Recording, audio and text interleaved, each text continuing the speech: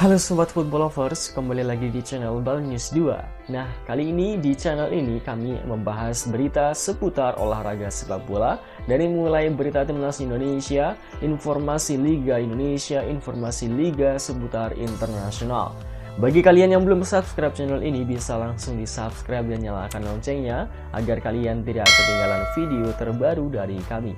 Baiklah, langsung saja kita masuk ke video pembahasannya. 4 pemain keturunan debut di laga kontra Vietnam. JIZ bantu Venezia permalukan Palermo. FIFA ubah format Piala Dunia U17. Simak informasi selengkapnya hanya di Garuda Space Update.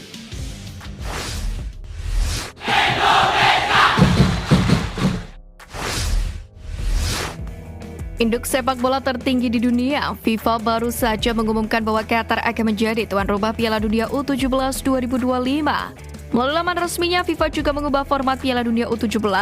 Dia menambah jumlah peserta dari 16 negara kini menjadi 48 negara dan dihelat setiap tahun. Adapun hingga 2029 mendatang bakal berlangsung di Qatar. Diketahui Piala Dunia U17 terakhir kali dihelat pada tahun 2023 di Indonesia.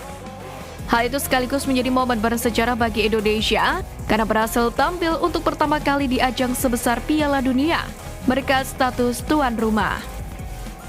Hanya saja timnas Indonesia U17 gagal lolos dari babak fase grup. Tim asuhan Bima Sakti mengakhiri perjuangan dengan bertengger di peringkat ketiga grup A.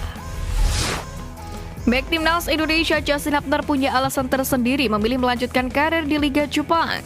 Menurut Hapner, kepindahannya ke Jepang sudah cukup tepat. Pasalnya, Cerezo sudah mempersiapkan semuanya sebelum dia memutuskan melanjutkan karir di sana. Apalagi di Jepang masih awal musim dan tim yang bermarkas di Yodoko Sakura Stadium itu berada di posisi 6 klasemen sementara. Pemain berusia 21 tahun ini pun menambahkan sebelum memilih Cerezo, sebenarnya sudah ada beberapa tawaran yang masuk. Bahkan sudah ada tim dari Eropa dan Asia yang memberikan tawaran. Namun Hapner menilai, Liga Jepang masih cukup bersaing saat ini, bahkan lebih baik dari beberapa kompetisi di Eropa. Hapner sendiri optimis bisa berkembang jadi lebih baik bersama Cerezo. Pemain serba bisa tersebut siap berjuang untuk mendapatkan banyak menit bermain di sana. Selain itu, masih ada peluang untuk kembali ke Wolves karena statusnya merupakan pemain pinjaman.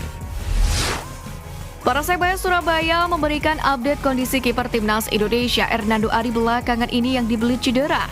Menurut pelatih kiper Persebaya, Benjamin Van Breukelen, kondisi Hernando mulai membaik dan sudah mengikuti penuh 2 latihan terakhir tim Persebaya.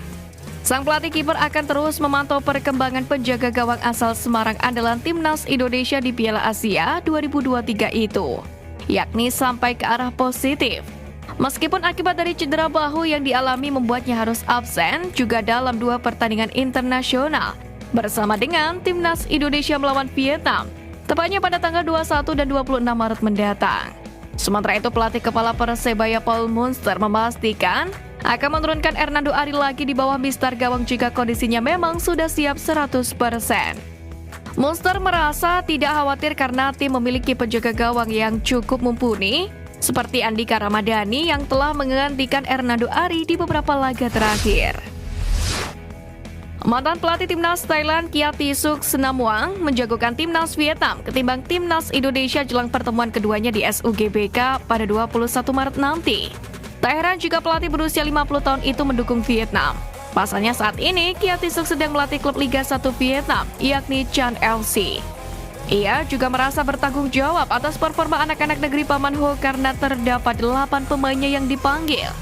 Vietnam sendiri bisa dibilang dalam kondisi pincang. Pasalnya cukup banyak pemain mereka yang sedang dihantui cedera, seperti Pham Tuan Hai, Duan Van Hau, Dang Van Lam, Nguyen Tuan An, dan Kue Ngoc Hai. Lain cerita dengan timnas Indonesia yang menurunkan skuad terbaik dengan dihuni oleh 10 pemain keturunan.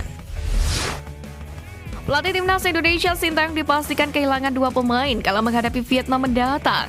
Selain Sein Patinama, Kapten Asnawi Mangkualam juga dipastikan tidak bisa memperkuat skuad Garuda.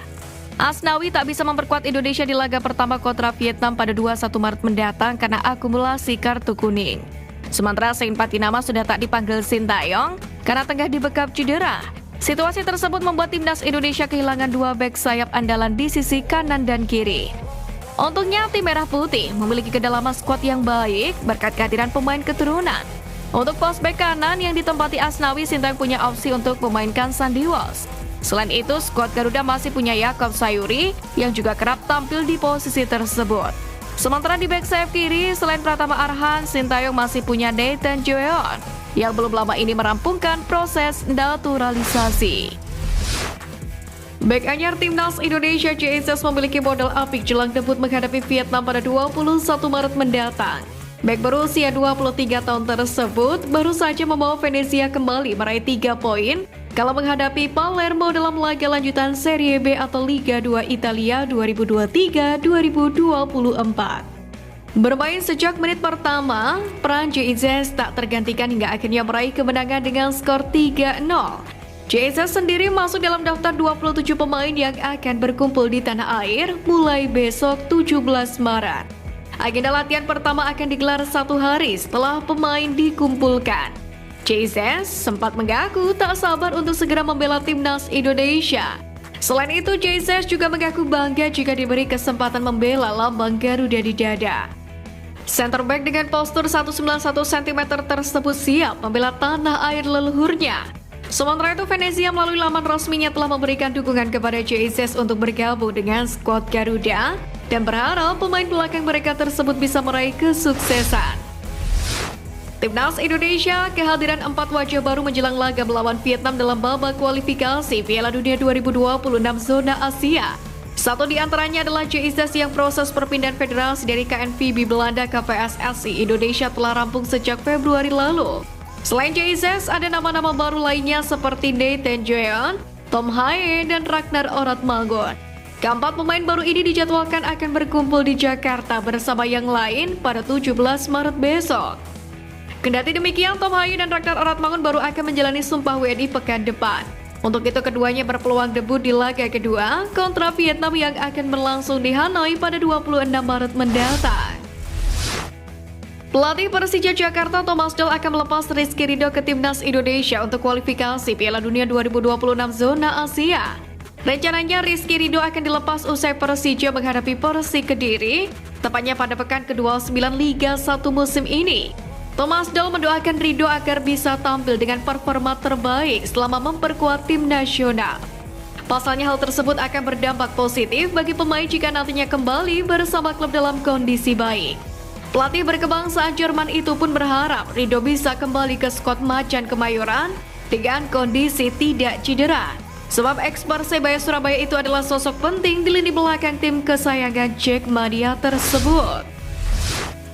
Founder Football Institute sekaligus pengamat sepak bola Budi Setiawan mengapresiasi keseriusan PSSI dalam mempersiapkan timnas Indonesia menghadapi laga lanjutan putaran kedua kualifikasi Piala Dunia 2026 zona Asia. Keseriusan PSSI itu dibuktikan dengan dilakukannya percepatan proses naturalisasi sejumlah pemain keturunan seperti Nathan Joeon, Tom Haye, Ragnar Oratmangun, dan Martin Paes.